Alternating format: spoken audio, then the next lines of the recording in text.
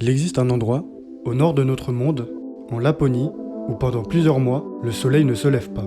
Là-bas, on appelle ce phénomène Kamos, ou la nuit bleue. Pas un noir total. Juste une lumière absente, froide, fantomatique. Le temps passe sans relief. Les heures et les journées se répètent. On ne sait plus très bien si on existe, ou si on fait juste semblant d'exister.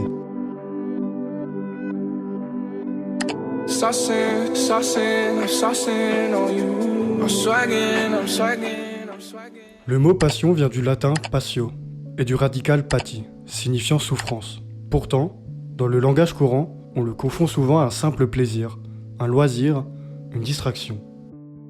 Réduire la passion à un passe-temps, c'est ignorer sa dimension de nécessité intérieure.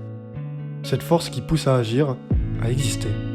Conatus est un concept fondamental de la philosophie de Spinoza, présenté dans l'éthique. Chaque chose, autant qu'il est en elle, s'efforce de persévérer dans son être.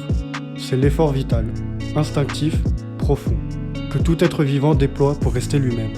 Ce n'est pas une action volontaire, ce n'est pas un objectif extérieur, c'est une poussée intérieure, une sensation d'élan vital. En psychologie, la passion est un attachement émotionnel fort. On distingue deux formes de passion.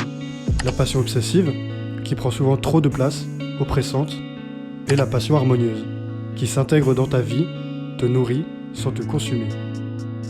Mais il y a un point commun. En fait, les deux réduisent la distance entre toi et toi-même. Elles créent un pont entre l'action et l'identité. Bon d'accord, mais dans les faits, ça donne quoi ?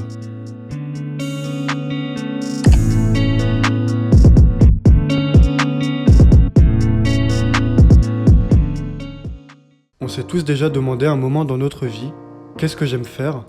Quelle est ma passion ?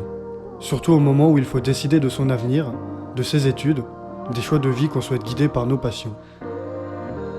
Mais je crois que ça ne se cherche pas. Ce n'est pas quelque chose qu'on trouve dehors par hasard. Je crois qu'il faut chercher autre chose, une chose unique, qui se trouve à l'intérieur de chaque personne.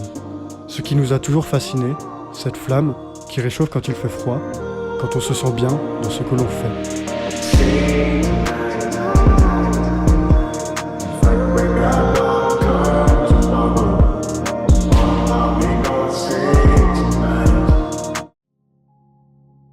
Le psychologue hongrois enfin bref, ça fait 39 points au Scrabble, nomme cet état de état de flow.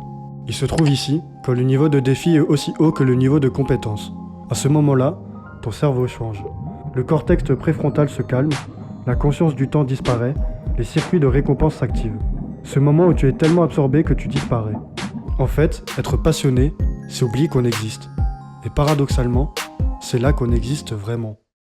Ce sentiment apparaît un jour où tu fais quelque chose juste pour essayer et où tu ne peux plus t'en passer.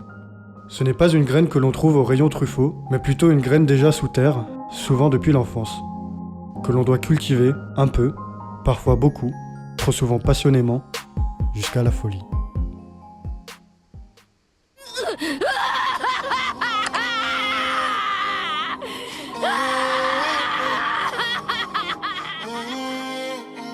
Une passion, quand elle brûle trop, elle devient une obsession. Ce n'est plus un moteur qui permet d'avancer, c'est un véritable labyrinthe. Elle te pousse à tout donner, y compris ce que tu n'as plus. Ton temps, ton sommeil, ton énergie, ton corps. Et voilà un autre paradoxe. Ce qui donne l'impression d'exister peut aussi éloigner de la vie réelle. Tu perds ta capacité à être juste là. La passion donne une voix, mais elle vole le silence. Elle devient une quête infinie, impossible à rassasier. C'est pour ça que la passion, ce n'est pas juste un feu à entretenir, c'est un feu à maîtriser. Il faut garder du chaos en soi pour accoucher d'une étoile dansante. Mais trop de chaos, et l'étoile se consume avant même de naître. Comme après une trop longue euphorie, le cerveau entre en phase de désactivation du circuit de récompense.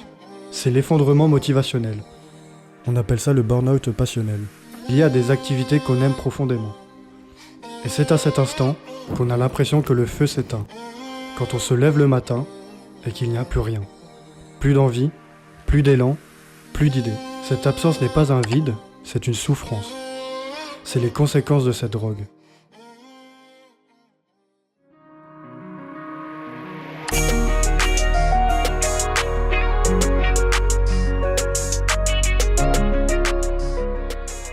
On parle beaucoup de ceux qui brûlent, mais trop rarement de ceux qui veulent marcher doucement. Dans une époque qui glorifie la performance, la passion est presque devenue une norme sociale. Il y a des personnes qui n'ont pas de grande passion, elles vivent au rythme des saisons, des rencontres, des gestes simples. Leur feu est discret, diffus. La lenteur n'est pas une faiblesse, c'est une fidélité à l'instant. Ce n'est pas parce qu'on ne veut pas briller qu'on est éteint. En psychologie, on parle ici de satisfaction existentielle. Ce n'est pas un feu, c'est un climat. Une atmosphère douce, faite de stabilité, de gratitude et d'équilibre émotionnel. Ces personnes ne cherchent pas à exister par la trace qu'elles laissent, mais par la qualité de leur présence. La passion est une manière d'exister, mais ce n'est pas la seule. Et il est là, le remède de cette drogue. Parfois, vivre simplement, c'est déjà briller. Elle est unique à chaque être vivant. Il faut pas oublier que la passion n'est qu'une branche de l'ikigai, notre raison d'être. Et quand on comprend cette notion, toutes les voix s'apaisent.